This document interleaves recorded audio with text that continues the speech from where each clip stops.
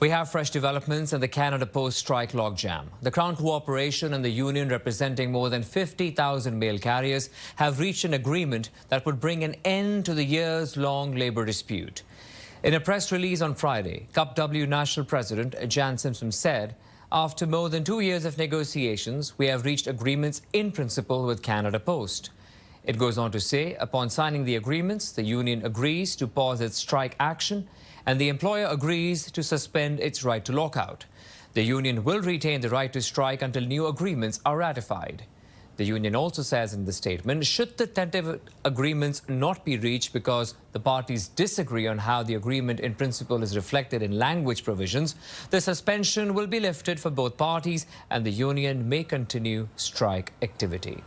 And Canada Post has shared a statement with us as well, which says the parties, Canada Post and the Canadian Union of Postal Workers, that's CUPW, have reached agreements in principle but have yet to finalize tentative collective agreements for signing. While we do so, we have agreed that all strike lockout activity is suspended. As the parties work to finalize the tentative agreements, we will make no comment on the details of any potential agreement. Again, that is the statement coming in from Canada Post. And this all comes after the company announced its largest quarterly loss of $541 million before taxes, putting it on track for its worst fiscal year in history. With me now is Marvin Ryder, business expert at McMaster University's DeGroote School of Business. Marvin, good evening and thanks for your time. Glad to be with you. So how close do you think we really are to resolving this issue or issues? If there were 10 steps between them, I think we've moved about 6 or 7 steps. We're not quite to the finish line, but we can see it ahead of us here. As they point out in both statements, they've got an agreement in principle, meaning they've nailed down sort of the big issues, but now they've got to work up the language. And I suspect some of these issues would be things like, if there's going to be downsizing, how fast is it going to happen? Is there going to be severances? Is it going to be done through early retirement?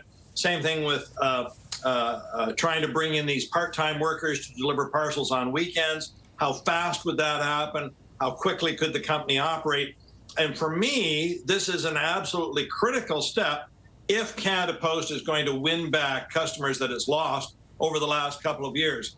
Canada Post delivers to every mailbox, that's great. Canada Post prices are good, that's great. But if people put something in the mail and they don't know if it'll get to the other end point, that's been their biggest strike over the last couple of years. They need to get that security back. So I would like to see this be a 3, 4, 5-year deal to bring some harmony back, but we don't know any of those details at this point. Yeah, you've partly answered my next question. I was going to ask you about, while we wait for these details, Marvin, what is your take on how Canada Post will look like post the agreement? What will it mean for the carriers? What will it mean for consumers, for businesses? How will they be looking at this Crown cooperation?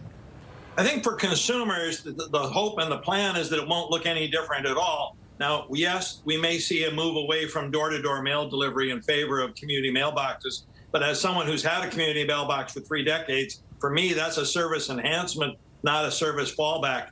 But I think the big question will be efficiency. Canada Post cannot continue to lose $500 million a quarter or $200 million a quarter.